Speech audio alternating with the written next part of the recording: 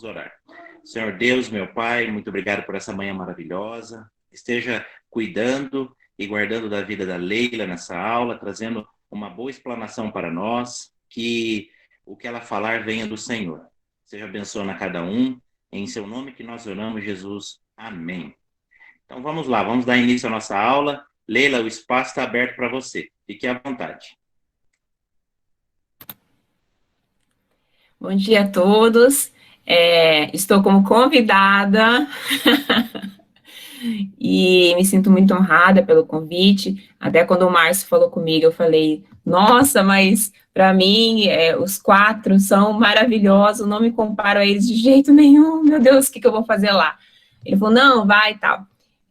Dá a sua participação também. Então, hoje eu preparei com bastante carinho um tema, na realidade é a continuação, né, do que a gente já vem trabalhando, tá?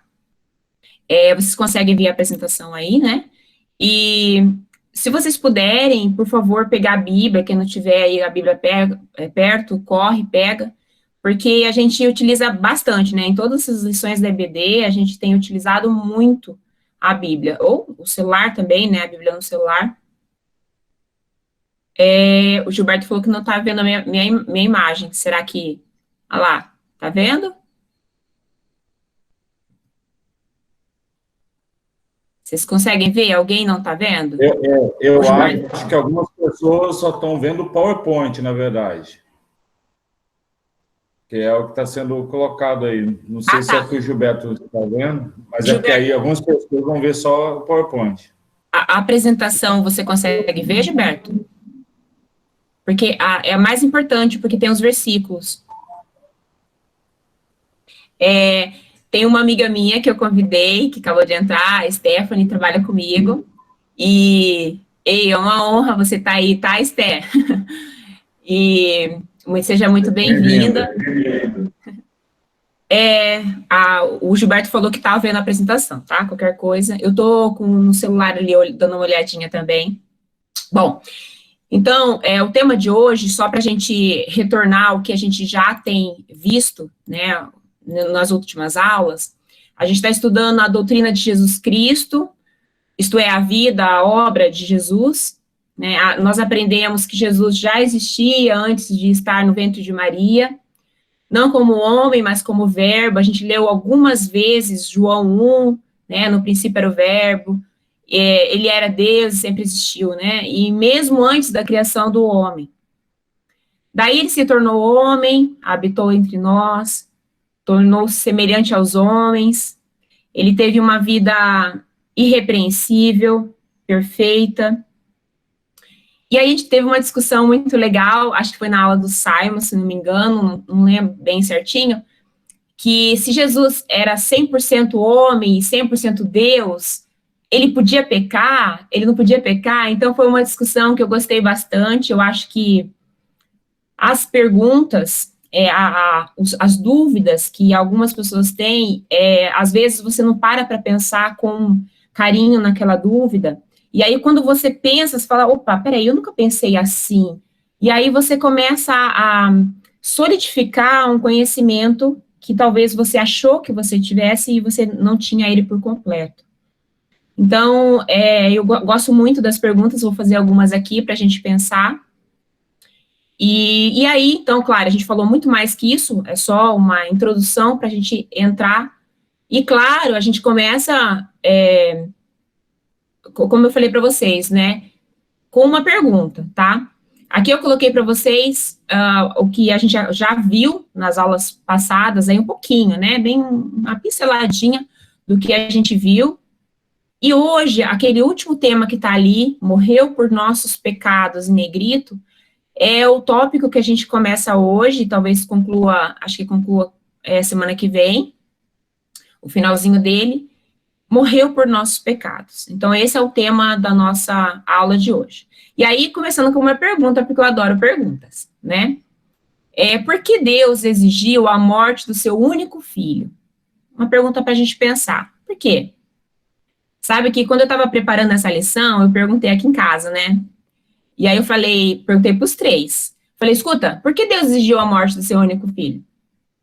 Daí, na hora, as pessoas que são, assim, criadas na igreja, tal, tem um monte de versículo, não vem na cabeça da gente?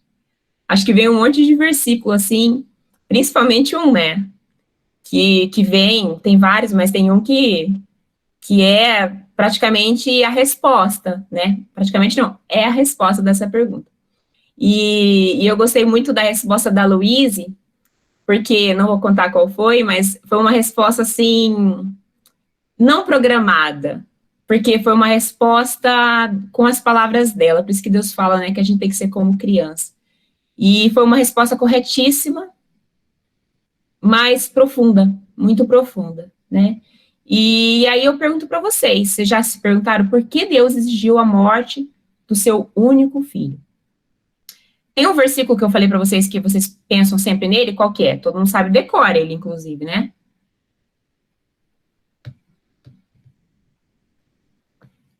Por que Deus exigiu? João 3,16, de 16 a 18, na realidade, eu vou usar sempre, pessoal, a minha versão, que é a versão A Mensagem. Então, vocês acompanhem na Bíblia de vocês. Eu sempre vou esperar uns segundinhos, assim, para que vocês achem na Bíblia de vocês, porque eu já usei algumas versões, eu já estudei a Bíblia em algumas versões, uma que eu não gostava muito, achava muito difícil de entender, outra que eu achava muito simplista, e agora eu utilizo a mensagem, eu me apaixonei por essa, não sei se um dia eu troco, aí me falaram da nova versão transformadora, e é a Bíblia da Caroline que a gente comprou agora, porque eu estava morrendo de curiosidade de saber como é que era a nova versão transformadora. Até comparei alguns versículos com a minha Bíblia, a mensagem, mas não tem jeito. Para mim, a mensagem mora no meu coração, fala de uma forma clara, límpida, como a água. Então, para mim, a mensagem é demais. Então, sempre eu vou colocar aqui a versão da mensagem. E você acompanha na sua Bíblia, você vai ver que é a mesma coisa, claro, mas escrita de uma forma diferente, talvez, quem sabe, para você mais compreensível ou não, cada um gosta, né, é uma coisa muito particular a questão de versão. Então, vamos lá. Deus, tô lendo o slide. Deus amou tanto o mundo, que deu seu filho, seu único filho, pela seguinte razão, para que ninguém precise ser condenado, para que todos, e eu grifei isso aí, para que todos, crendo nele, possam ter vida plena e eterna. Deus não se deu ao trabalho de enviar seu filho apenas para poder apontar um dedo acusador e dizer à humanidade como ela é má. Ele veio para ajudar, para pôr o mundo nos eixos outra vez. Olha que frase mais linda. Quem confiar nele será absolvido, mas quem não confiar terá sobre si, sem o saber, uma sentença de condenação. E por quê? Porque não foi capaz de crer no único Filho de Deus quando este lhe foi apresentado. Então, essa pergunta que eu falei para vocês, por que Deus exigiu a morte do seu único filho, tal, todas as pessoas, na hora, pensam nesse versículo, né? Tem outro versículo que a gente, na realidade, esse capítulo a gente tem usado muito em outras aulas, que é Isaías 53, que é essa mensagem profética, né? E eu gostaria de ler com vocês. Isaías 53, está lá no slide, acompanhe na sua Bíblia. Mas era o que o Eterno tinha em mente, desde o início, esmagá-lo com sofrimento. O plano era que ele se entregasse como oferta pelo pecado, para que assim visse o fruto disso, vida, vida e mais vida. Demais, né? Demais.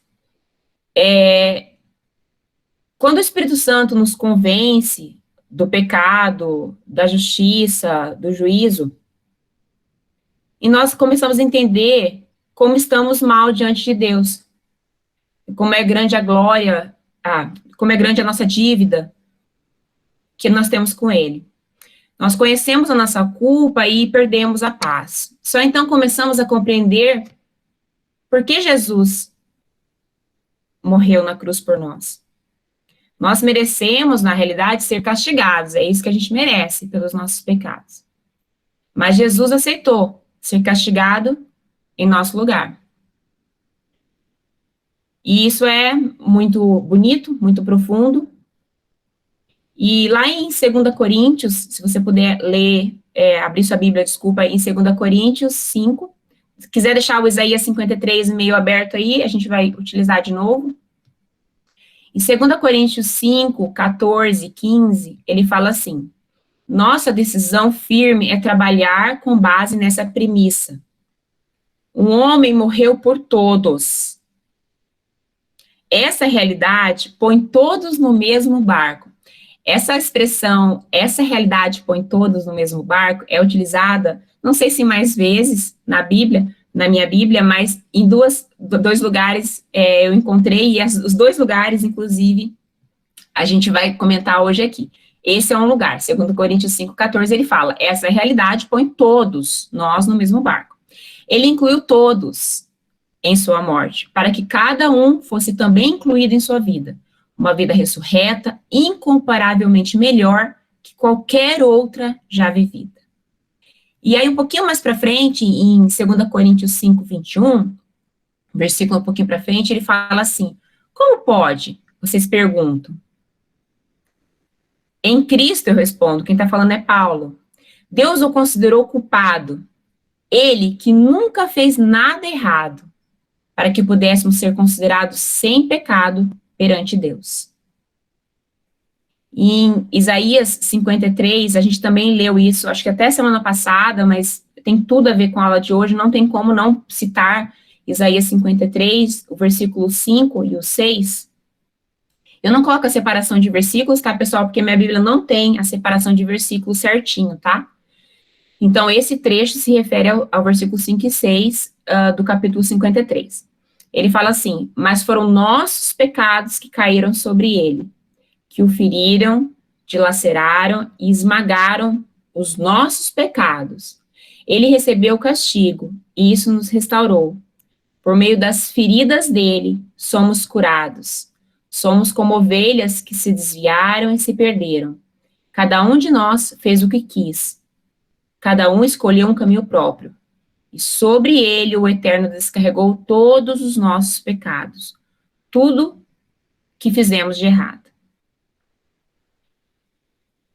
Bom, e aí entra o nosso primeiro tópico da nossa lição, que é o pecado nos separa de Deus.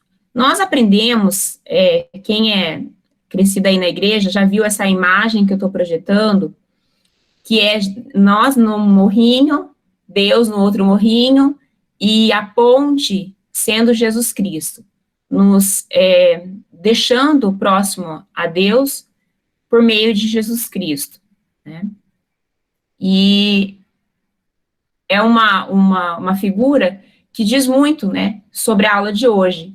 Eu sou muito visual, né, então eu preciso de ver as coisas para aprender, e eu gosto muito de figuras para isso. E essa figura, ela demonstra muito essa ponte que Jesus Cristo fez, né, para nos deixar próximos a Deus. Bom, mas como tudo que eu falei para vocês, eu amo a questão das dúvidas, então eu coloquei algumas dúvidas aqui para a gente pensar. E durante a aula, a gente vai tentar falar um pouquinho dessas respostas, comentar um pouquinho. E aí vocês talvez tenham outras perguntas, e algumas perguntas aqui são tranquilas para muitos de vocês, né, as respostas, mas às vezes a gente tem uma resposta assim muito simplista para algumas coisas, né? Não sei se vocês já algum dia, quem tem filho aí sabe do que eu estou falando, quando a criança pergunta alguma coisa assim, muito óbvia, muito simples, mas você nunca pensou naquela pergunta, aí você sabe a resposta, mas como que eu vou explicar? E aí, quando você explica, parece que você aprende mais, né? Então, por isso que eu gosto muito das perguntas. Então, algumas perguntas ali que não querem calar. O pecado nos separa de Deus mesmo? De que forma?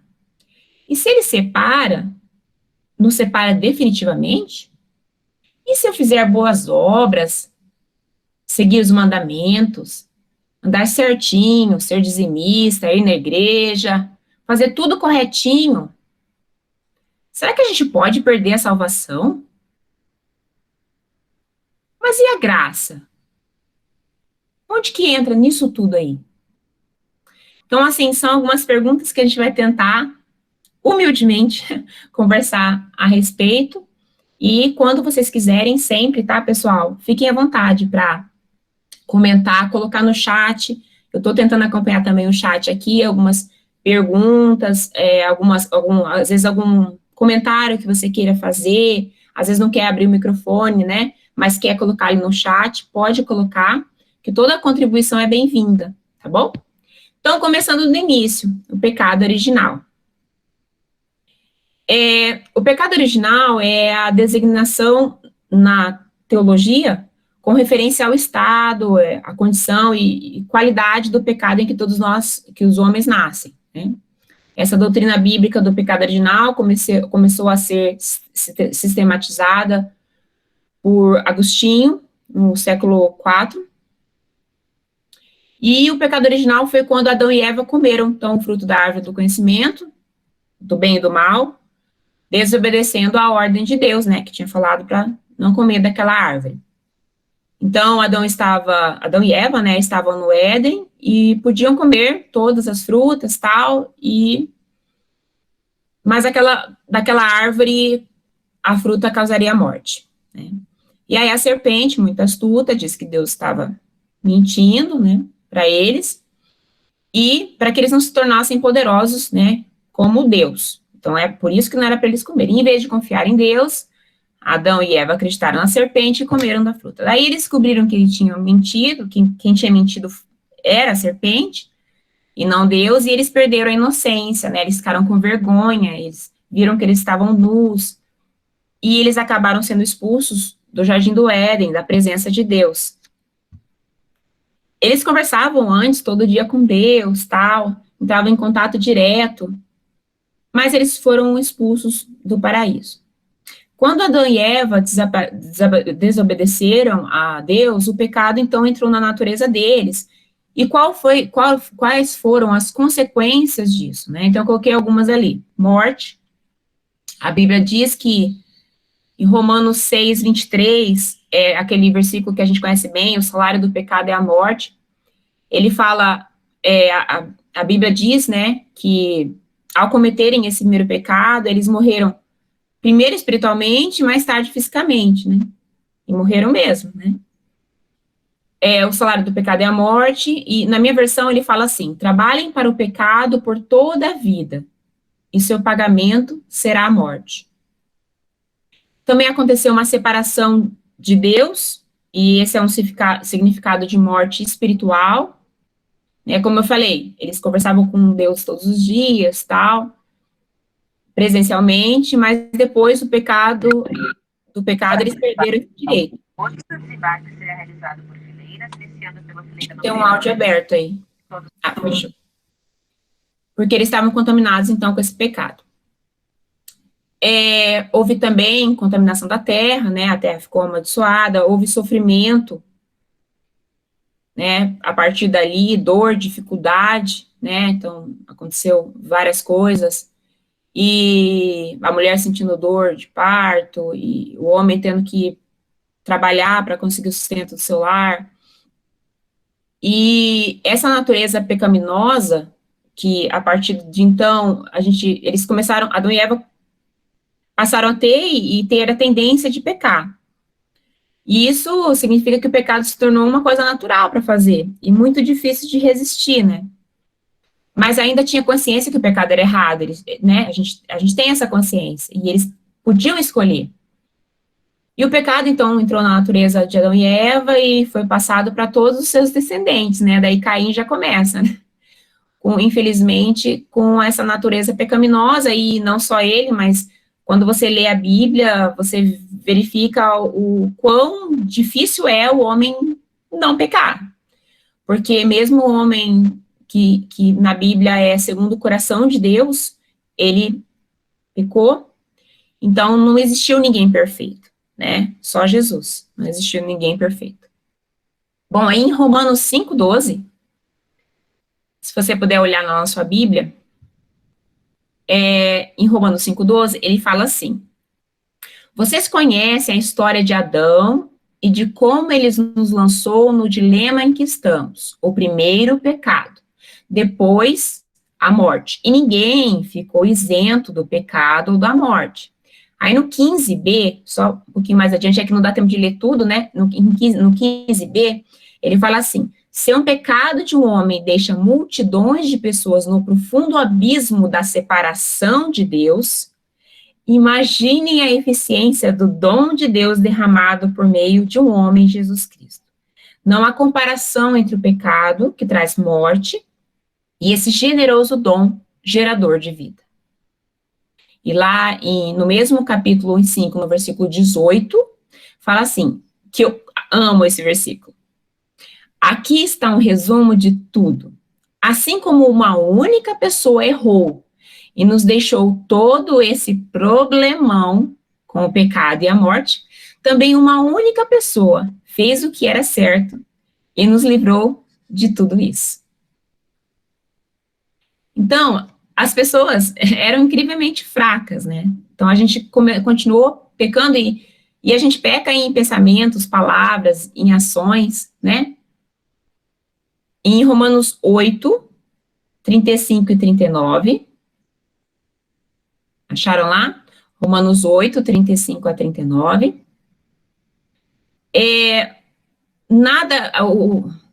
O tema ali, o tópico é: o pecado nos separa de Deus. Separa? A gente acabou de ver, né? Separa ou não separa? Veja só Romanos 8, 35 e 39. Acham que alguém será capaz de levantar uma barreira entre nós e o amor de Cristo por nós? Não há como.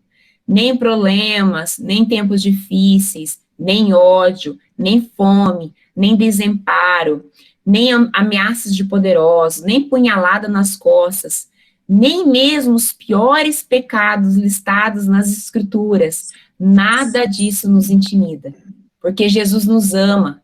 Estou convencido de que nada, vivo ou morto, angelical ou demoníaco, atual ou futuro, alto ou baixo, pensável ou impensável, absolutamente nada pode se intrometer entre nós e o amor de Deus, quando vemos o modo com que Jesus, nosso Senhor, nos acolheu.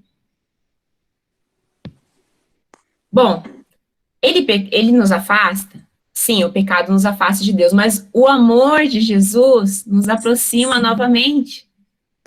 Foi isso que eu coloquei ali escrito para vocês. Em Colossenses 1, 21, 22, então Colossenses capítulo 1, 21 e 22, fala assim: vocês são um exemplo do que ele é capaz de fazer.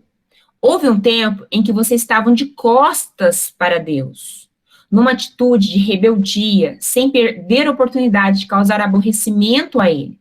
Mas agora, ao se dar completamente na cruz, morrendo de fato por vocês, Cristo os trouxe para o lado de Deus e acertou a vida de vocês, deixando-a íntegra e santa em sua presença. Mas e os salvos? Algumas pessoas usam a palavra uma vez salvo, salvo para sempre, de uma forma assim um pouco equivocada, né? Querendo dizer assim, que uma vez salvo, então você pode ter uma vida de pecado, sem compromisso com Deus, porque você está salvo. E daí algumas pessoas até não concordam. Ah, não, então não pode uma coisa dessa, né? Porque você pode perder salvação então. Então algumas pessoas acreditam assim por causa disso. Ah, mas e se a pessoa, né, passa a vida, fala que aceitou a Cristo e tal, mas passa a vida pecando? Veja, essas pessoas, elas são algumas pessoas, né, que falam que pode, né, pecar, depois de uma vez salvo eu posso viver uma vida de pecado. Primeiro que a pessoa realmente ainda não se converteu, né, ela realmente não entregou a sua vida a Cristo.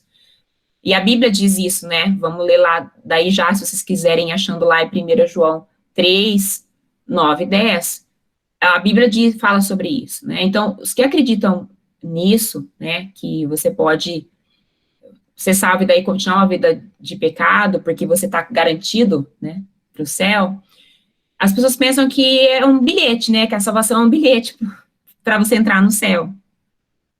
E a coisa não é assim. O que fala lá em 1 João 3, 9 a 10? Os que foram concebidos e trazidos à vida por Deus não fazem do pecado uma prática. Como poderiam? A semente de Deus está no íntimo do seu ser, fazendo deles o que são. Não é da natureza dos nascidos de Deus praticar e ostentar o pecado. Vou dizer como diferenciar entre os filhos de Deus e os filhos do diabo. Quem não pratica a justiça não é de Deus. Tampouco quem não ama seu irmão. Simples assim. Esse simples assim eu não adicionei, está na Bíblia.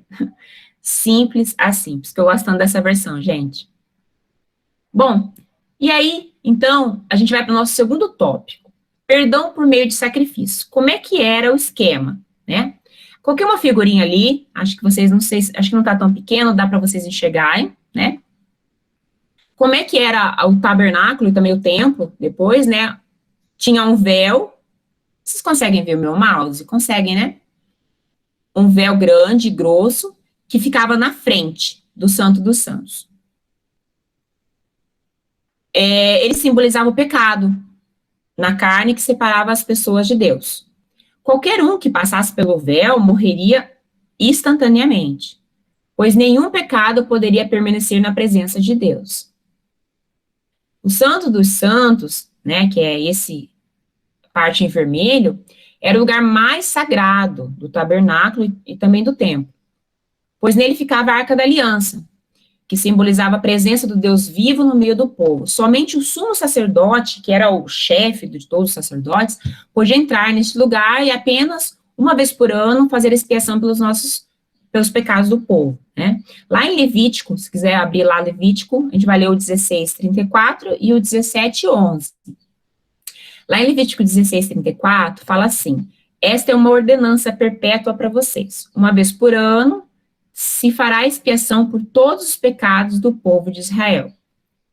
Eu providenciei aí em Levíticos 17:11 fala: eu providenciei o sangue para fazer expiação pela vida de vocês no altar. O sangue, a vida que faz a expiação. Mas, então, Deus deu às pessoas essa chance, sacrificar um animal sem defeito, e as pessoas, então, obteriam perdão pelos seus pecados. Ano a ano, ele ia lá e fazia isso.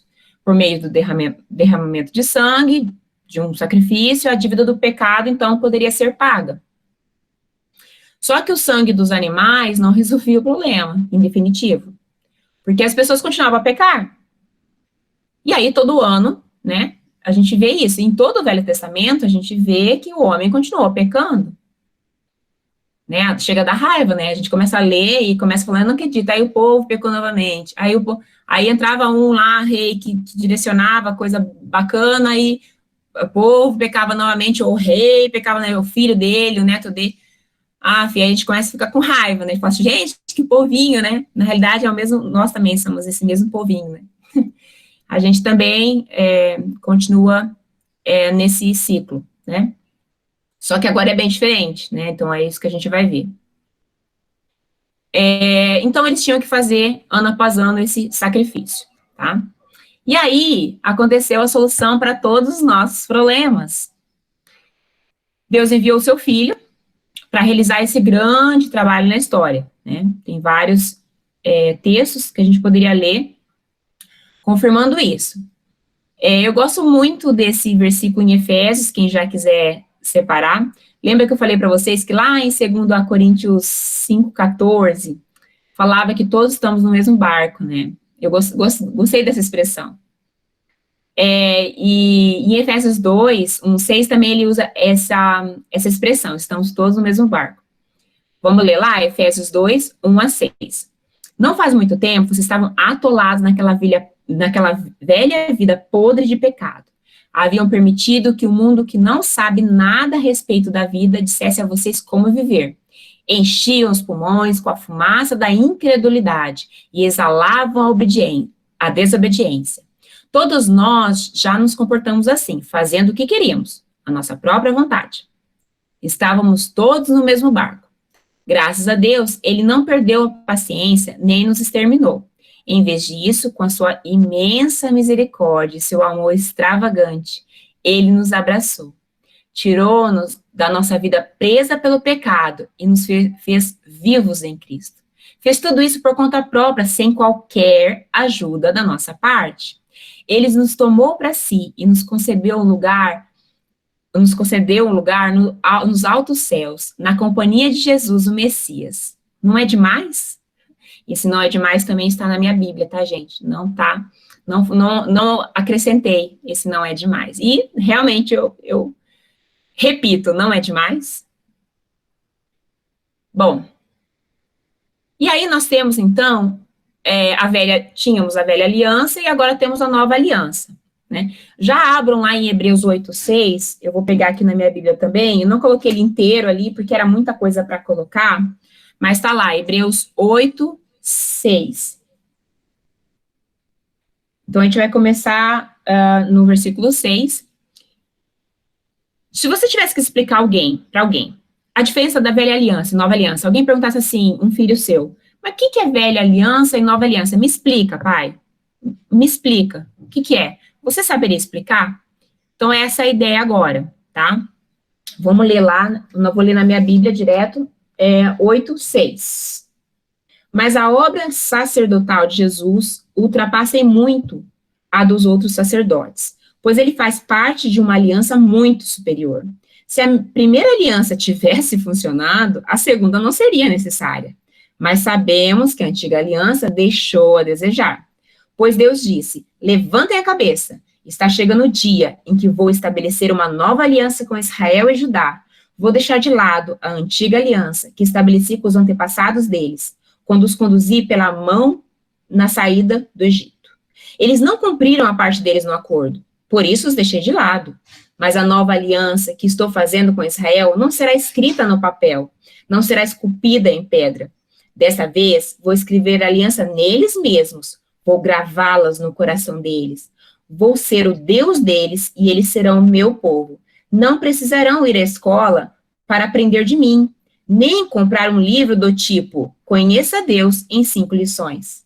Eles vão me conhecer em primeira mão, o pequeno e o grande, o comum e o importante. Aí o versículo 12, eu coloquei ali para vocês, o 12 e o 13, que eu achei incrível. Eles vão me conhecer por terem sido cariosamente perdoados, por terem sua ficha de pecados apagada e limpa para sempre.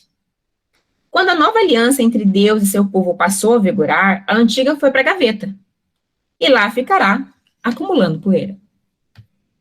E um pouquinho mais para frente, se você virar a página ali da tua Bíblia, em Hebreus 10, 19 até 21, ele fala assim, portanto, amigos, podemos agora, sem hesitação, caminhar direto para Deus, até o lugar santo. Jesus preparou o caminho pelo sangue do seu sacrifício e atua como nosso sacerdote diante de Deus.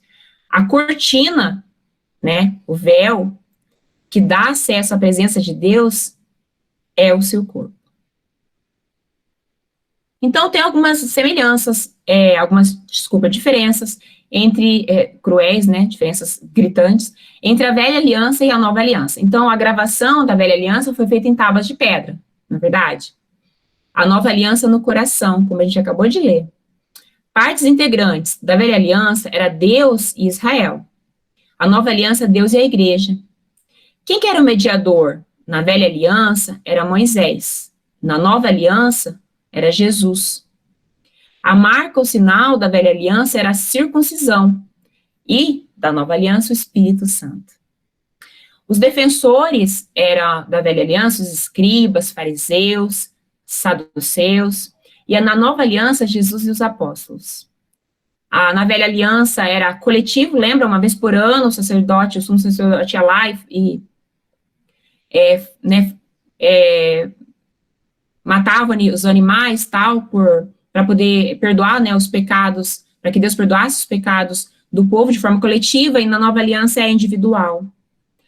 E a essência da velha aliança é a lei, e da nova aliança é a graça, que a gente vai conversar um pouquinho sobre essa palavrinha tão linda, tão profunda, que é a graça.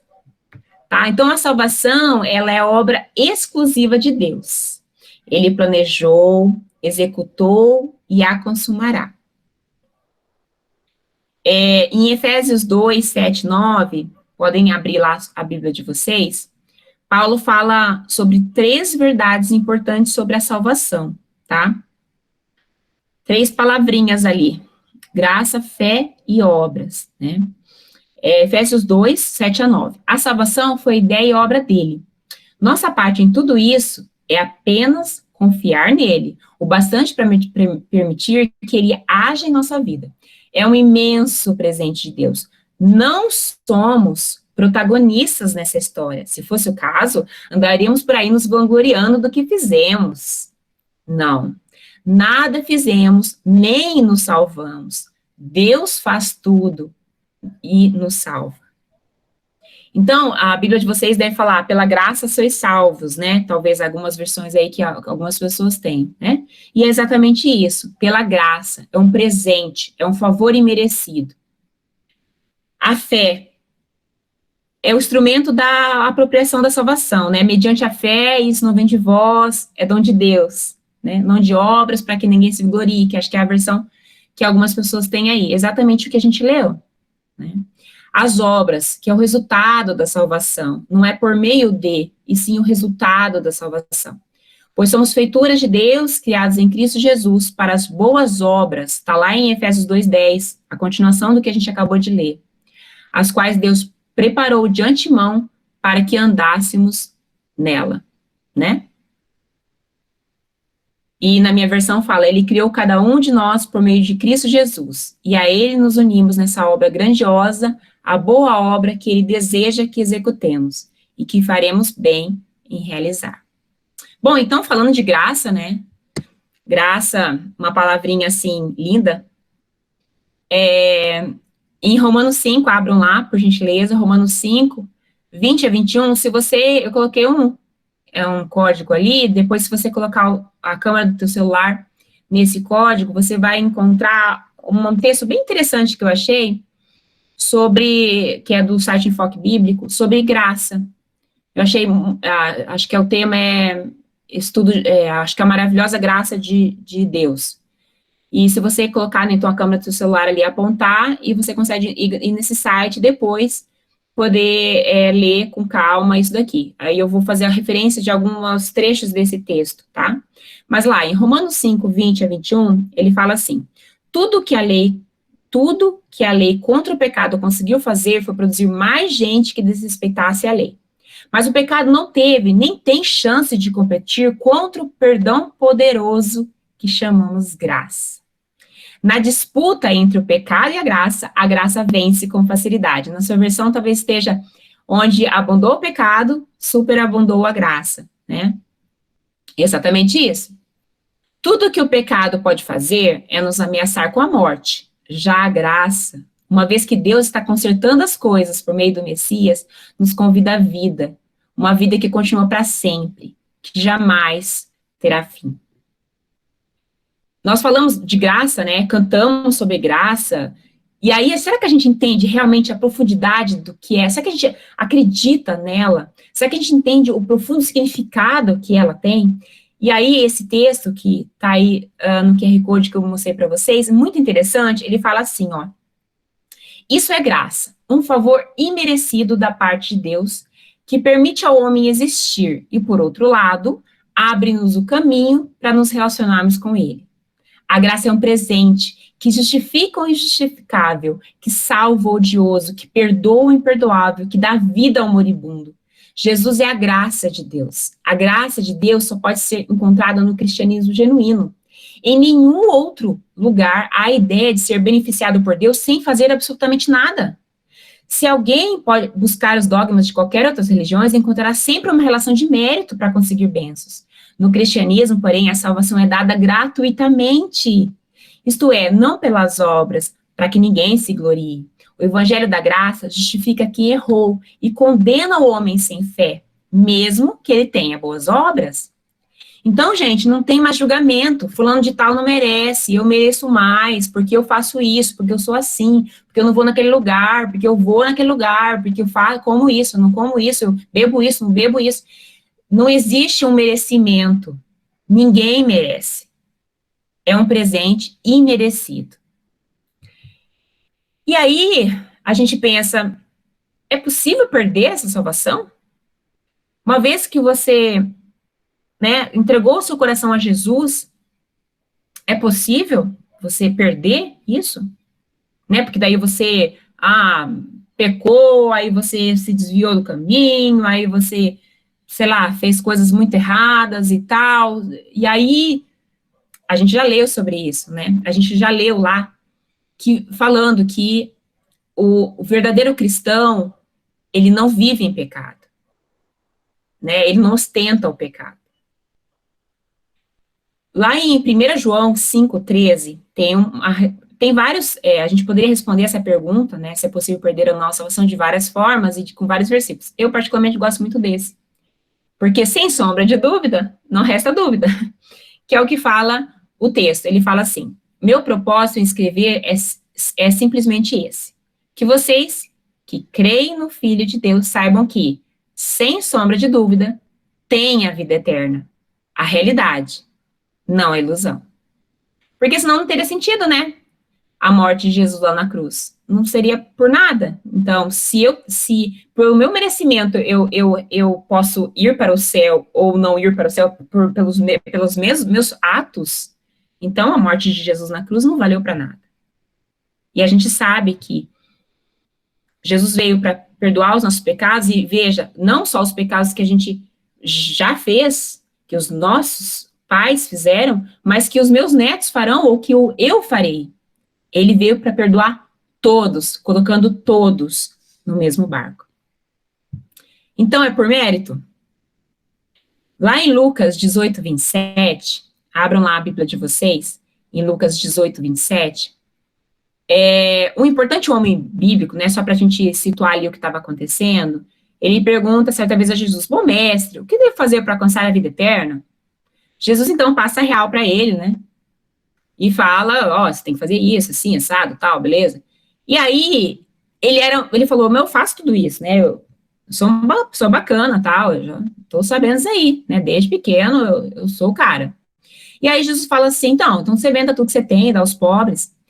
E esse homem era muito rico, apegado a seus bens, e aí o homem desistiu. E vendo que o homem desistiu, aí Jesus falou que era difícil um rico entrar no reino dos céus e tal.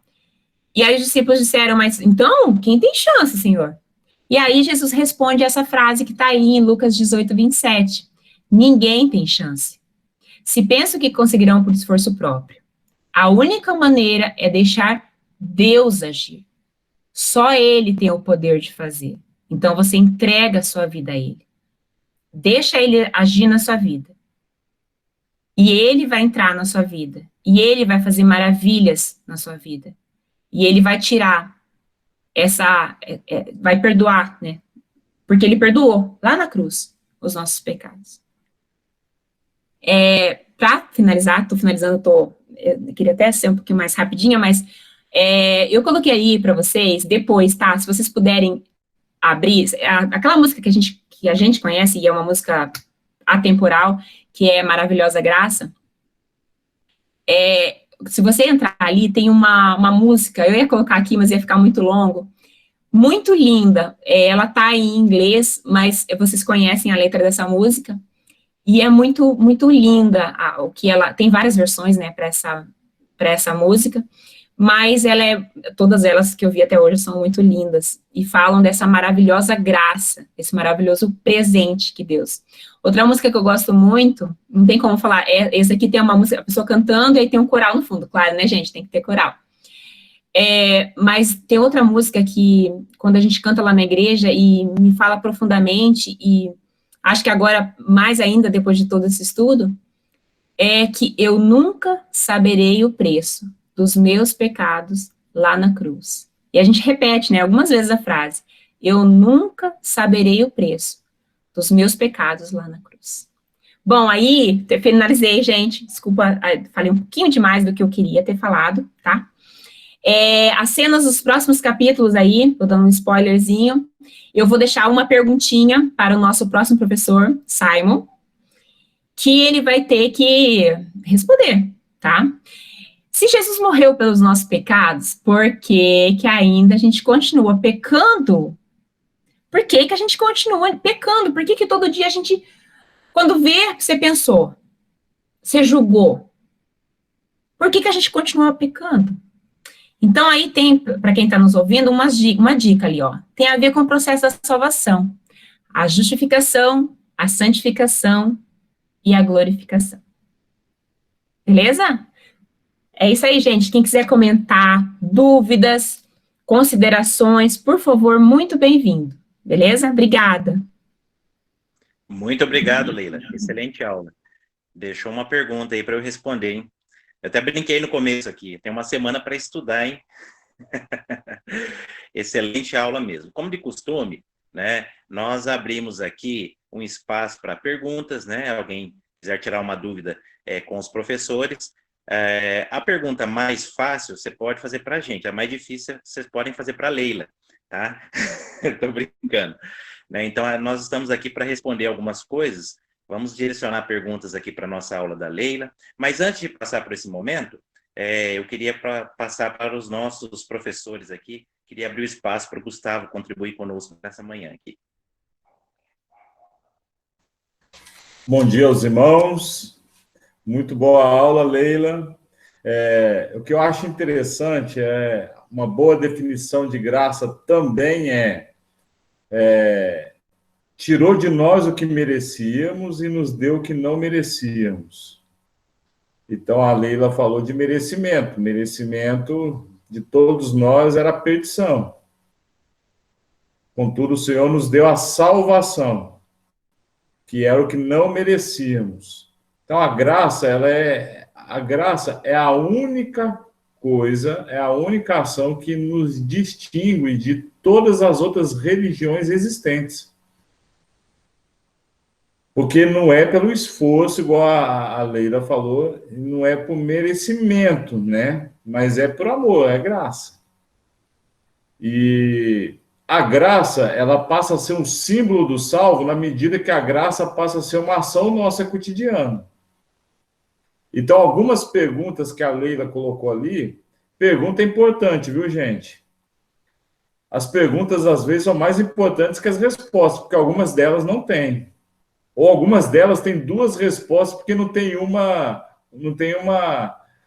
conclusão definitiva que é só Deus vai dar na eternidade. Mas as perguntas são importantes. Se a gente fizesse mais perguntas, talvez a gente não caía tanto em algumas coisas que são mais sólidas, né? Mas o pecado nos separa de Deus, isso é uma ação individual, irmãos. Isso é uma ação individual. Deus não... Uma coisa eu posso afirmar para vocês, e a Leila falou muito bem na aula, uma coisa eu posso afirmar para vocês. Deus não deixa de nós, não nos deixa. Deus não nos abandona. Então, o pecado separa Deus de nós? Não. O pecado nos separa de Deus? Essa é uma pergunta importante. E sim... Então, a graça é um presente que tem que ser usado. Porque se a graça não for usada, meus irmãos, isso é sinal de que nós não aceitamos esse presente. Entende? Então, Leila, muito obrigado pela aula. São perguntas importantes, são perguntas que nós precisamos fazer todos os dias para que a gente ande bem. Porque, na boa, irmãos, algumas perguntas nós teremos que fazer pessoalmente na eternidade. Agora, talvez, se nós não tivermos essas perguntas no nosso coração, talvez a gente não chegue até lá. Então, guarde essas perguntas, né? E haja, né, como um salvo. Aí, nós perdemos a salvação, né? Essa é outra pergunta importante. Também acho que não. Quando nós estamos em Cristo. Quando nós não estamos em Cristo, nós nunca tivemos. Então, Cristo não veio condenar o mundo. Cristo veio salvar as pessoas de um mundo que já está condenado. Então, ele é o salvador, ele não é o condenador.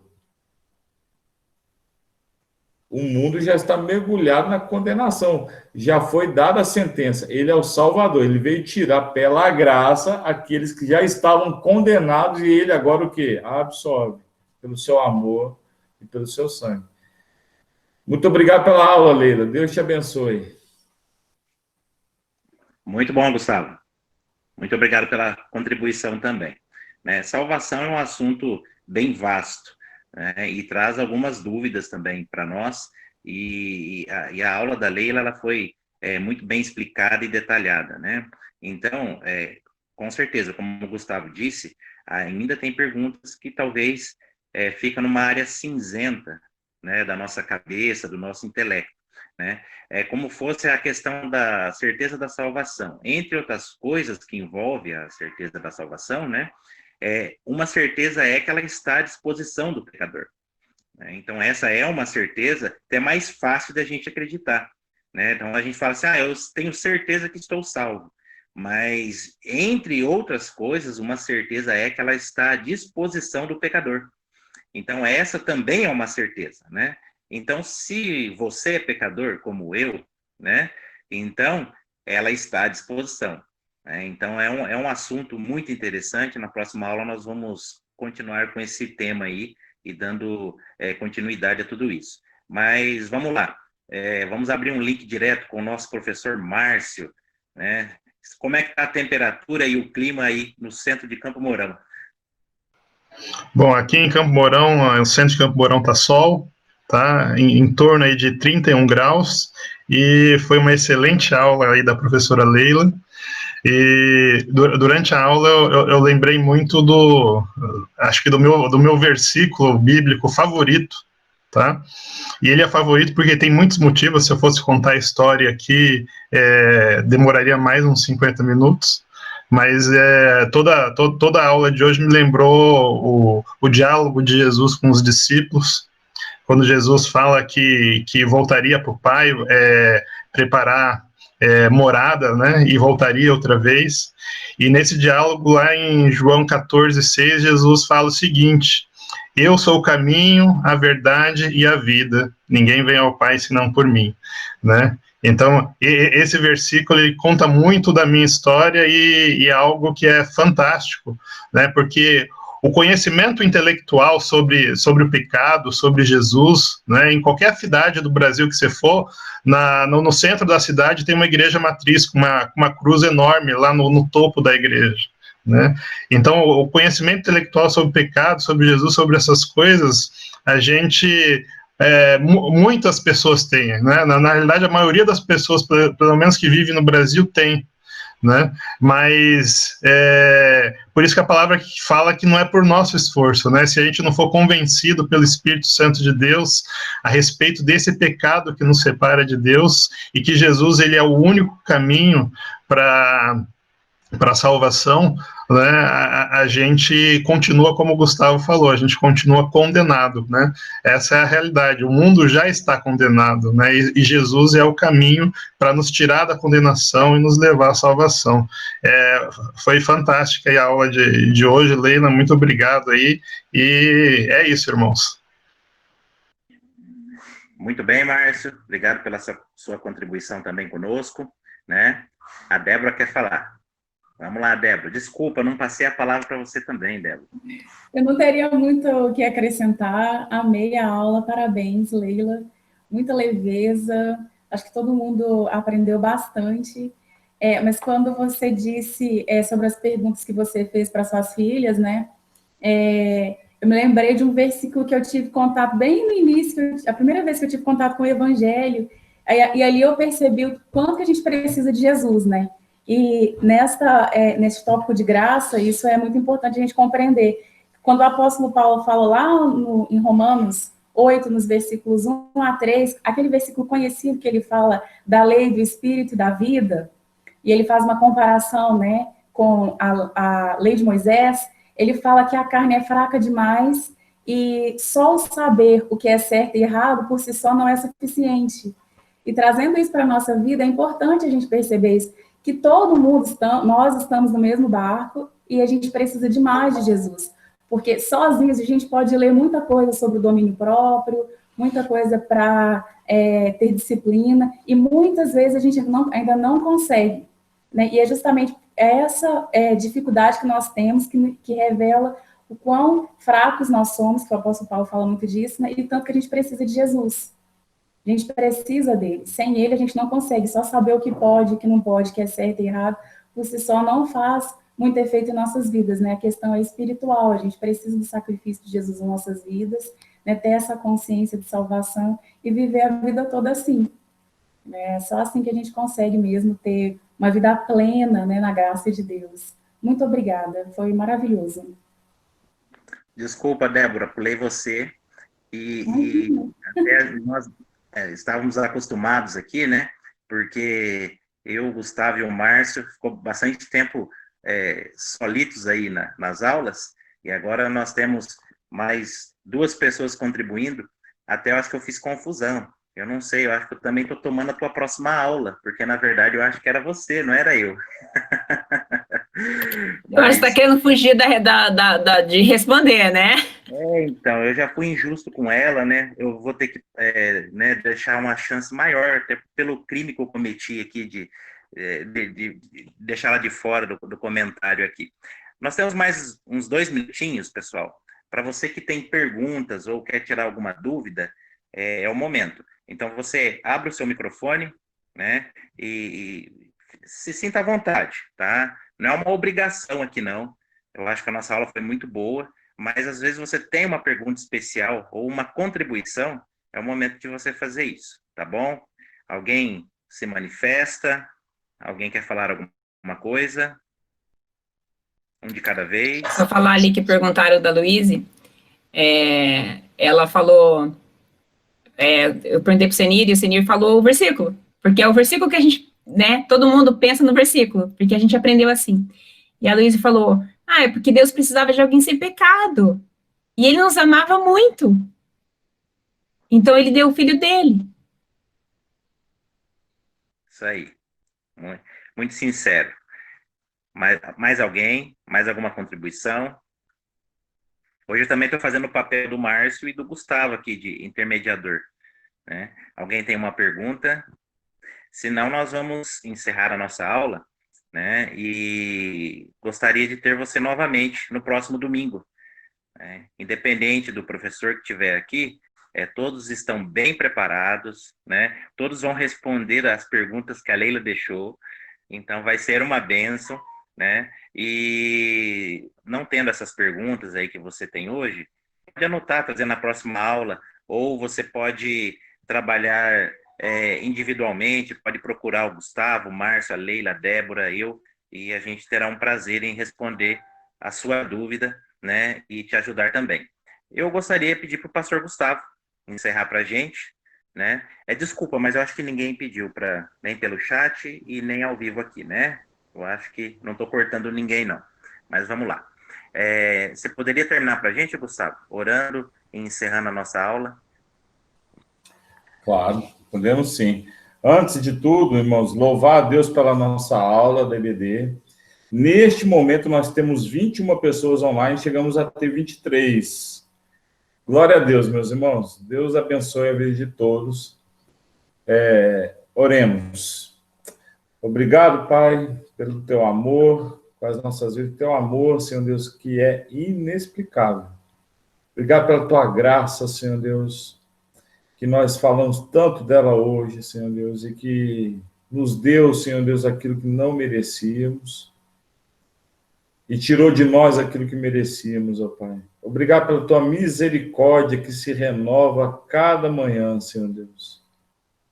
Obrigado pela tua presença nas nossas vidas, Senhor. Que o Senhor possa nos abençoar, nos conceder um domingo maravilhoso na tua presença e na presença das pessoas que amamos, ó Pai.